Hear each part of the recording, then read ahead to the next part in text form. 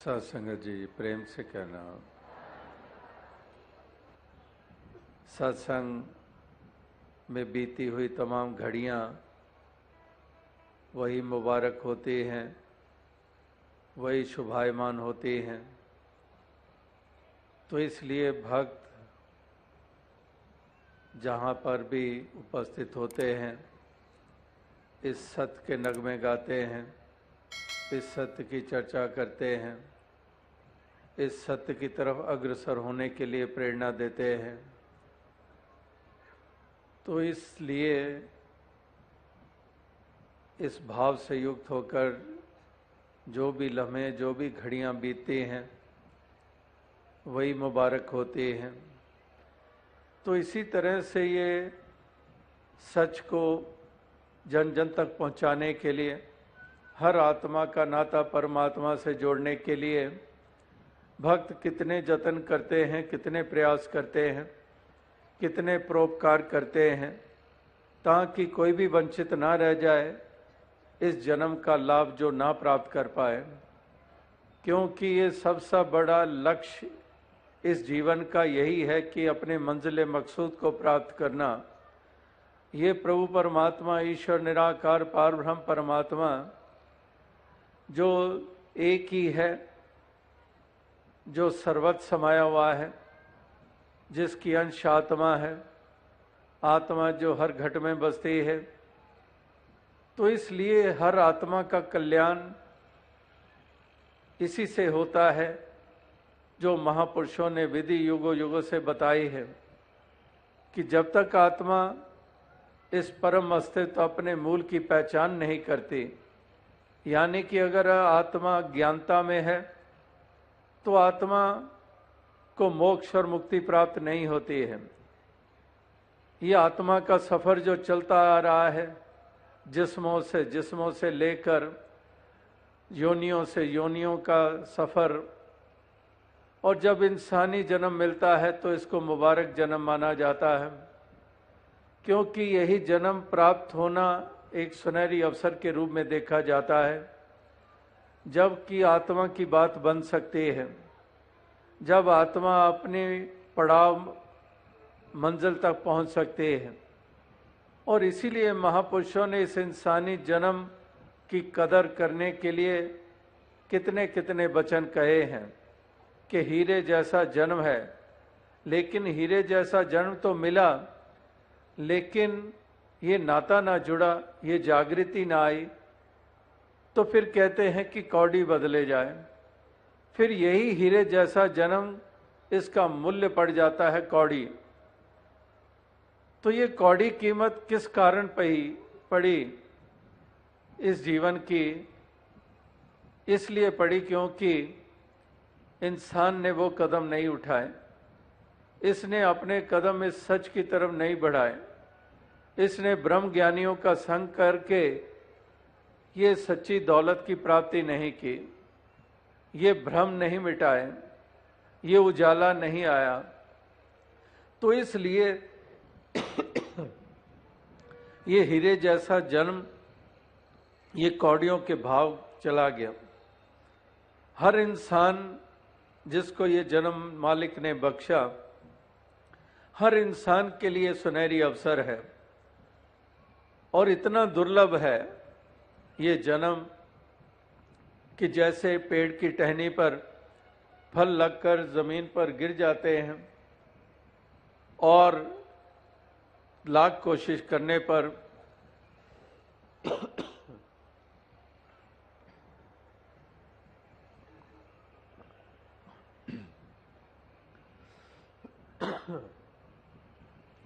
लाख कोशिश करने पर भी उसको फिर से नहीं लगा सकते हैं। तो ऐसा दुर्लभ जन्म प्राप्त कर लेने के बाद अगर इंसान ये काम ना करे तो उसको मंदभागा कहा जाता है। उसको क्या कहा जाता है कि इसकी कैसी की एक इसके भाग्य है। तो ये भाग्य भी बनते हैं इसी मायने से कि जो सबसे दुर्लभ है उस जन्म को पाकर, और फिर जो इस सत्य ये परमात्मा ईश्वर, इसकी प्राप्ति हो जानी, तो इससे उत्तम भाग्य किसके हो सकेंगे। दुनिया में भाग्यों की परिभाषा यही है कि दौलत आ जाए तो ऊंचे भाग्य है, संतान आज्ञाकारी हो जाए, या जिसके संतान नहीं है संतान हो जाए तो वो बड़े भाग्य वाला है, उसका बिजनेस चल निकले, अच्छी नौकरी मिल जाए, शरीर रिष्ट पुष्ट रहे। तो ये पैमाना है हमारा कि ये सब कुछ अगर है तो ऊंचे भाग्य हैं। लेकिन इसमें कोई शक नहीं कि इस जीवन को जीते हुए, शरीर में रहते हुए इनकी भी अहमियत है। लेकिन सबसे उत्तम भाग्य उसी के माने गए हैं जो इंसानी जन्म को पाकर अपने मूल की पहचान कर लेता है, जो इस मालिक खालिक को जान लेता है, जो आत्मा के भ्रम मिट जाते हैं। आत्मा जो जन्मों जन्मों से शरीरों में आ आके अपने आप को शरीरी मान बैठी है। हम सब में जो चेतन सत्ता है वो आत्मा के रूप में है लेकिन कभी भी हमें वो आत्म भाव नहीं पैदा हुआ हमारा। हमने जब भी सोचा शरीर के तल पे सोचा, और शरीर के साथ जुड़े हुए कौम, जाति, भाषाएं, संस्कृतियां, काला गोरा, पगड़ी टोपी, इसी तक ही हमारी हमेशा सोच रही। ये कभी भी हमारे ख्याल में नहीं आया कि मैं मूलतः आत्मा हूं। और इसीलिए आज संसार में जो बखेड़े देख रहे हैं वो आत्म तल तक नहीं है। हम केवल जिस्मानी और जिस्म के साथ जुड़ी हुई पहचाने, उनको इतनी अहमियत देते चले गए कि जो मूल था वो तो अलोप हो गया, और जिसका उस रूप में महत्व नहीं है उसको हम बहुत महत्ता देते चले गए। और उसी के कारण संसार में इंसान और इंसान का टकराव, जाति पाति को लेकर, जब आत्मा एक ही परमात्मा की अंश, और परमात्मा जो मूल है आत्मा का उसकी कोई जाति नहीं है, तो फिर उसकी अंश की भी जाति नहीं है। लेकिन हम कदम कदम पर जाति पाति की दीवारें खड़ी करते हैं, और दूसरी तरफ पढ़ते भी हैं कि जाति पाति पूछे नहीं कोई, हर को भजे सो हर का होई। जिस जाति का अभिमान करता है इंसान, उसको भी कबीर जी जैसे भक्तों ने कह दिया कि जाति का गर्व मत कर मूर्ख गवारा, इस गर्व ते उपजे बहुत विकारा। कि जाति का अभिमान और गर्व करना, कहते हैं ऐसा जो करता है वो मूर्ख है। जाति का गर्व मत कर मूर्ख गंवारा, मूर्ख भी है और गंवार भी है। ये उन्होंने कीमत डाली है उनकी, जो जाति पाति के नाम पर अभिमान भी करते हैं और जुल्म भी करते हैं। तो जाति पाति पूछे नहीं कोई, हर को भजे सो हर का होई। तो वास्तविकता में हरि की प्राप्ति हो गई, आत्मा को मूल की प्राप्ति हो गई, तो फिर ये बखेड़े समाप्त हो गए। फिर असल पहचान मिल गई, फिर असल बोध हो गया, जिसको सेल्फ रियलाइजेशन कहते हैं। जो सेल्फ है हमारा असली अस्तित्व, द ट्रू सेल्फ। ये ट्रू सेल्फ जो कहा अंग्रेजी में कि हमारी असली पहचान, वो हमारी उस नूर के रूप में है, उस आत्मा के रूप में है, जिसके बारे में कहा कि एक नूर है सबके अंदर, नर है चाहे नारी है, ब्राह्मण क्षत्रिय वैश्य हरिजन एक ही खलकत सारी है। कि एक नूर ते सब जग उपजा, कौन भले को मंदे, लोगा भरम न भूलो भाई, खालक खलक खलक में खालक, पूर्यो सर्व थाई। यानी कि वो नूर जो है वो हमारी असली पहचान है।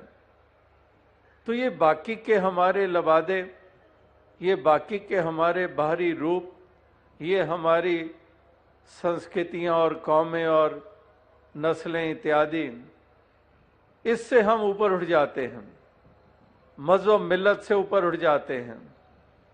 अब मजहब की भी दीवारें नहीं रहती हैं, क्योंकि जैसे जाति के सवाल, इसी तरह से मज़हब मिल्लत के सवाल, मेरा राम तेरा अल्लाह, मेरा अल्लाह तेरा राम, और इस प्रकार से हम इसके कारण भी उलझते चले गए। ये हमें बोध ही ना हुआ कि राम वही है जो अल्लाह है, और अल्लाह वही है जो राम है, गॉड वही है जो अकाल पुरख है, जिसको अनंत नाम दिए गए, क्योंकि अनंत गुणों का मालिक है, और अनंत गुणों का मालिक है ये प्रभु परमात्मा, इसलिए इसके नाम भी अनंत हैं। जिसको जो जो भी गुण प्रोमिनेंटली भासता चला गया, महसूस होता चला गया, वो उसको वही नाम देते चले गए।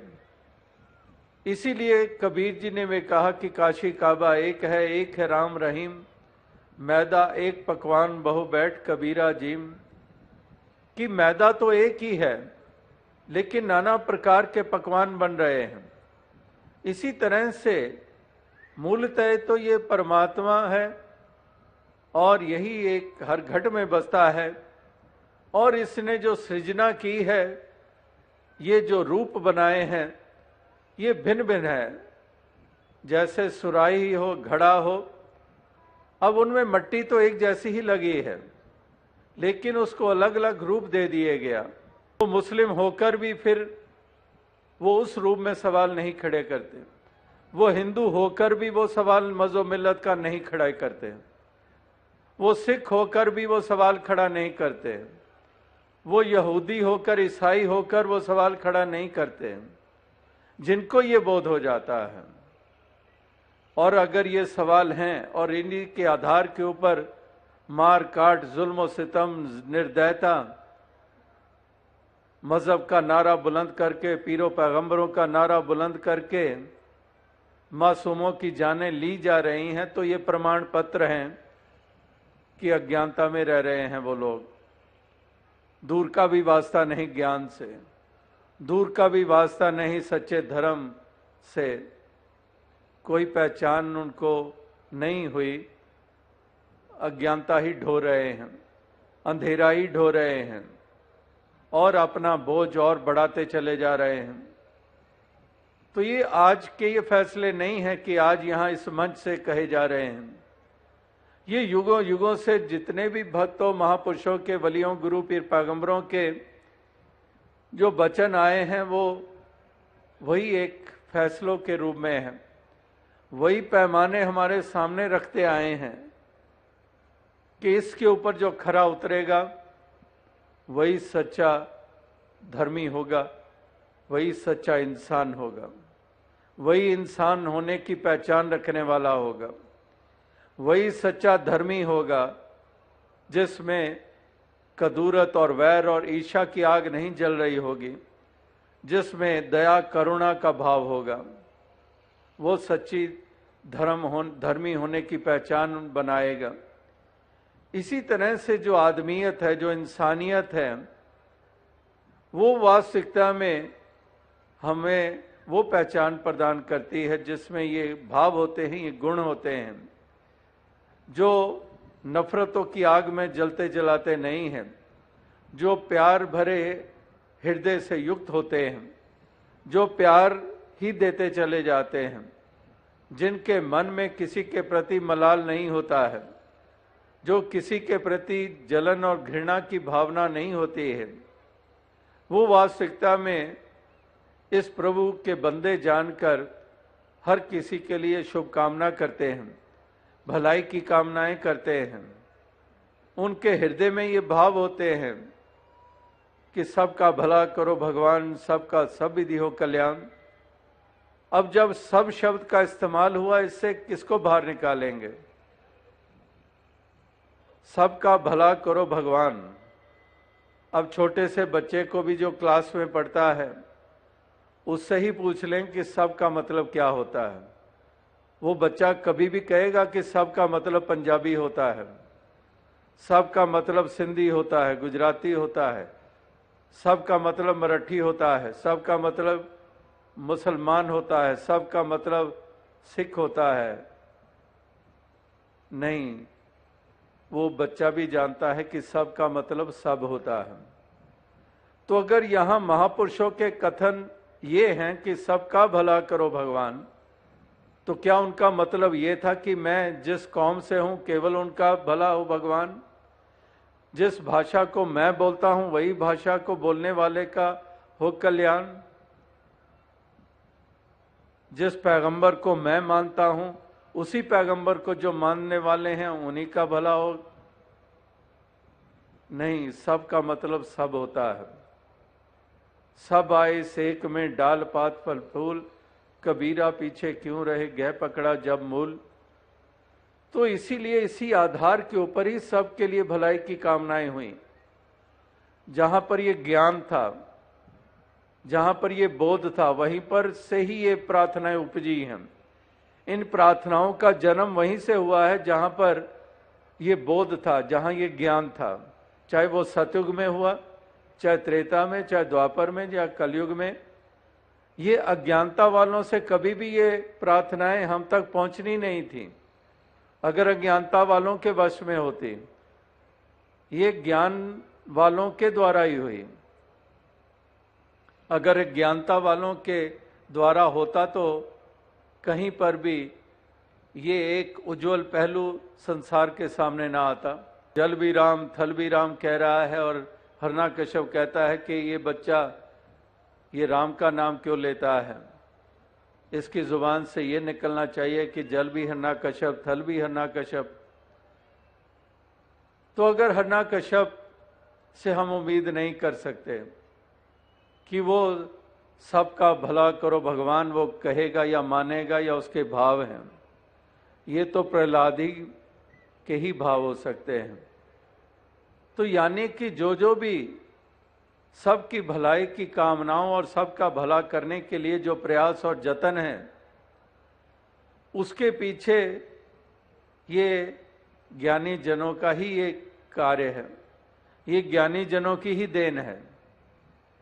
तो इसलिए महापुरुष संत जन एहसास कराते हैं कि हमारे भी वही भाव बन जाएंगे अगर हम भी ब्रह्म ज्ञानियों की तरह हम भी इस ब्रह्म की प्राप्ति कर लेंगे और भ्रम की समाप्ति कर लेंगे। क्योंकि ब्रह्म की प्राप्ति के बगैर भ्रम की समाप्ति नहीं होती है। एक भ्रमों से निजात तभी मिलता है, दीवारों का गिरना तभी संभव है, दूरियों का मिटना तभी संभव है जबकि ब्रह्म की प्राप्ति हो जाती है। तो यहां पर भी आज छोटे छोटे बच्चे भी बोले और वो भी डंके की चोट पर कह रहे हैं कि हमें ये प्राप्ति हुई है, ये ब्रह्म की प्राप्ति हुई है, हमने ये जाना है, जिससे हम अनजान थे इसको जाना है, हमने पाया है, जिसको पाने से लोक और परलोक संवर जाता है। हमने वो पाया है जो मीराबाई ने पाया, हमने वो पाया है जो कबीर जी ने पाया, हमने वो पाया है जो तुकाराम जी ने पाया। और यही प्राप्ति हर किसी के हिस्से में हो, इसीलिए भक्तजन ये प्रयास कर रहे हैं, इसीलिए जन जन तक ये आवाज दे रहे हैं, जन जन तक को एहसास करा रहे हैं कि इंसानों सोचो, केवल पढ़ने पढ़ाने तक सीमित मत रहो, केवल पठन पाठन तक सीमित ना रहो। कबीर जी ने भी इस मंजिल को पाया तो वो भी फिर उसी काशी नगरी में, जैसे यहाँ हरिद्वार ऋषिकेश के तट हैं, इसी तरह से वाराणसी का भी वो बनारस का भी, वहाँ पर भी उस तट के ऊपर बैठे हुए लोग नाना प्रकार के पठन पाठन करने वाले, नाना प्रकार के जाप करने वाले। तो कबीर जी उन्हीं को संबोधित होकर वो भी उनको यही बता रहे हैं, उनको यही पैगाम दे रहे हैं कि जैसे मैंने जाना है तुम भी जान लो। और मैं अब जान गया हूं और जानकर अब मैं इसकी महिमा गा रहा हूं, अब जानकर इसकी स्तुति कर रहा हूं। अब मैंने जाना है तो मुझे वो दृष्टि मिल गई है और तुम अभी तक भी वहीं तक सीमित हो। तुम वहीं तक ही अभी खड़े हो जहां पहले खड़े थे, आज भी वहीं खड़े हो। तुम उस रुतबे को नहीं पा सके हो जो गुरु की कृपा के द्वारा मुझे मिल गया है। मुझे वो नज़र दे दी है। अब नज़र ऐसी मिली है जिसके द्वारा मैं इस सत्य को देख पा रहा हूं और घट-घट में इसकी उपस्थिति देख पा रहा हूं। तो इसलिए कबीर जी के वचन आए सबके सामने कि बैठा पंडित पढ़े पुराण, बिन देखे का बरे करे बखान। तू कहे कागज की लेखी, मैं कहूँ आंखन की देखी। तो इसीलिए कबीर जी ने कहा कि मैं आंखों देखी कह रहा हूं और तू कहे कागज की लेखी, कि तुम केवल अब पठन पाठन तक ही सीमित हो। तुम पढ़ रहे हो, उच्चारण कर रहे हो, लेकिन जिसकी महिमा गा रहे हो उसका पता ही नहीं है, उसका मालूम ही नहीं है। उसको सीमित किए बैठे हो, उसको आसमानों के ऊपर मान रहे हो, उसको किसी गुफा कंदरा में सीमित कर रहे हो जो असीम है, यानी कि तुम्हें वो बोध ही नहीं है। तो तू कहे कागज की लेखी, मैं कहूँ आंखन की देखी। बात वही है कि पठन पाठन में कमी नहीं है, जापों में कमी नहीं है, लेकिन अगर उसके साथ बोध नहीं जुड़ा तो फिर इंसान अज्ञानता में ही रहता है।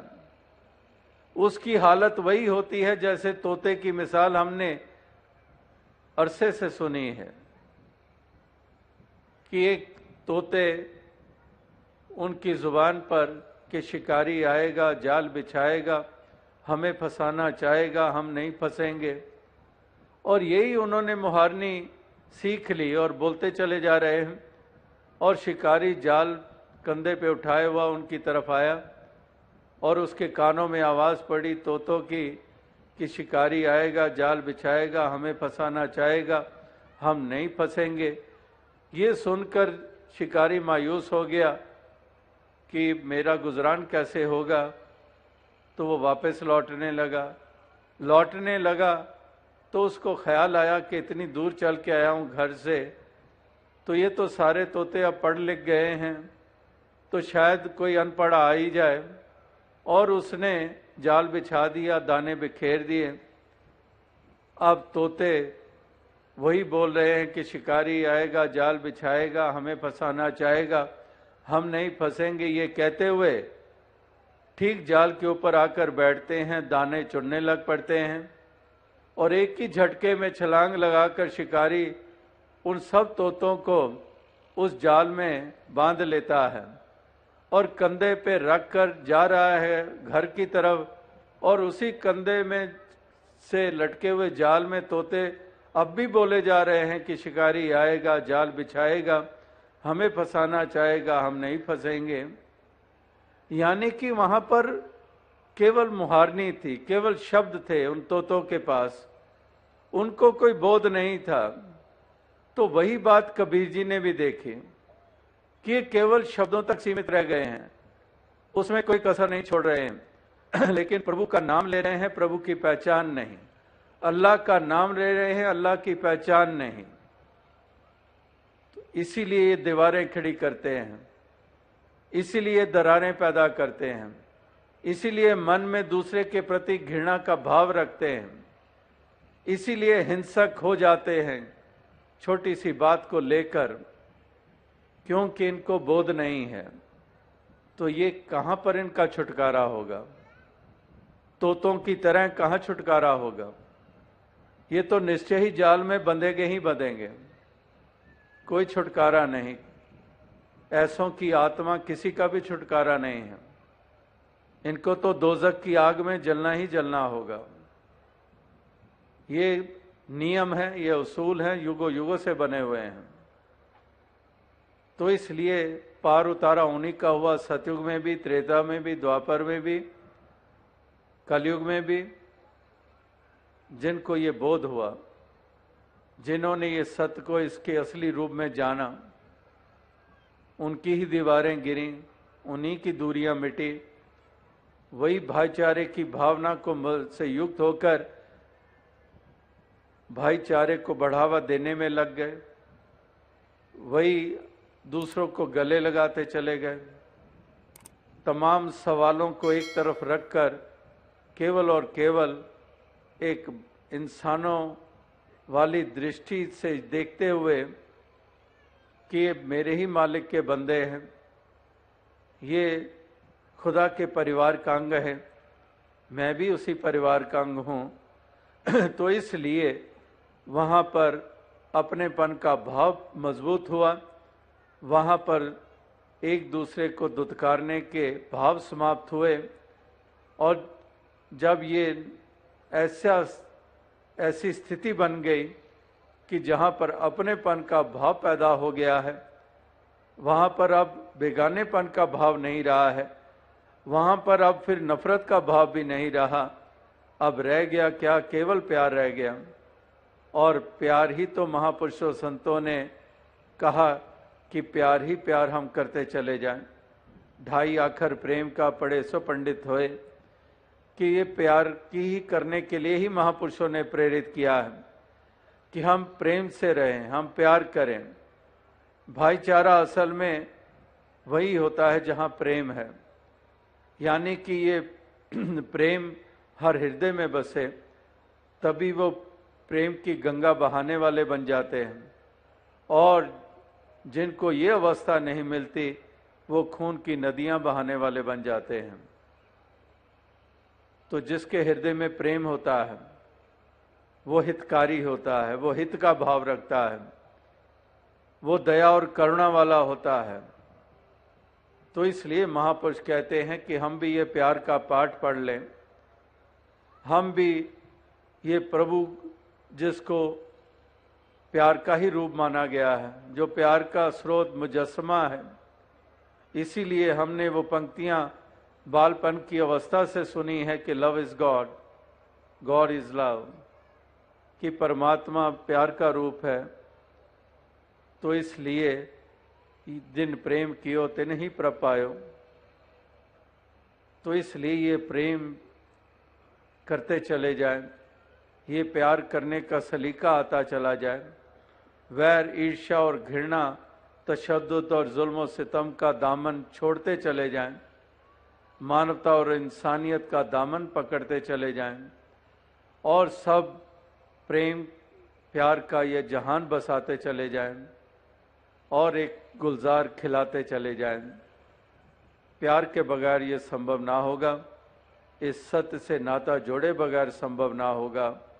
अगर हम जन्नत का रूप धरती पे देखना चाहते हैं तो वाकई ही ये कदम उठाने होंगे, ये जागृति प्राप्त करनी होगी, ये नाता जोड़ना होगा, ये बोध हासिल करना होगा और इस कदर इस जीवन की शोभा बनानी होगी, इस जीवन का सही मायनों में लाभ उठाना होगा।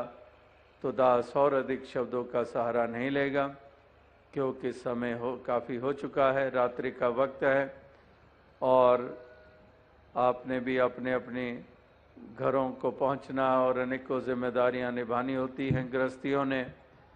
और यहाँ इस पंडाल तक पहुँचने तक रास्ते में भी देखा कहाँ कहाँ बसें और गाड़ियाँ खड़ी हैं और एकदम से गाड़ियाँ निकलनी होती हैं और ट्रैफिक भी हो जाता है। तो इसलिए शब्दों का विराम देते हुए दास साहब से इजाज़त चाहेगा, वरना शब्द तो शाम से ही चल रहे हैं जब से सत्संग का आरंभ हुआ है और जो पहले भी संदेश गीत कविता व्याख्यान के रूप में दिए गए वो कोई कम अहमियत वाले नहीं थे। तो इसलिए दास और ज़्यादा शब्दों का सहारा नहीं लेगा, इन्हीं शब्दों से आपसे इजाज़त चाहेगा और दातार कृपा करे आप सभी को भक्ति करने की शक्ति दे। इसी तरह से इंसानियत की डगर पर चलते चले जाएं, अंधकार को मिटाते चले जाएं। साध संगत जी धन्यवाद।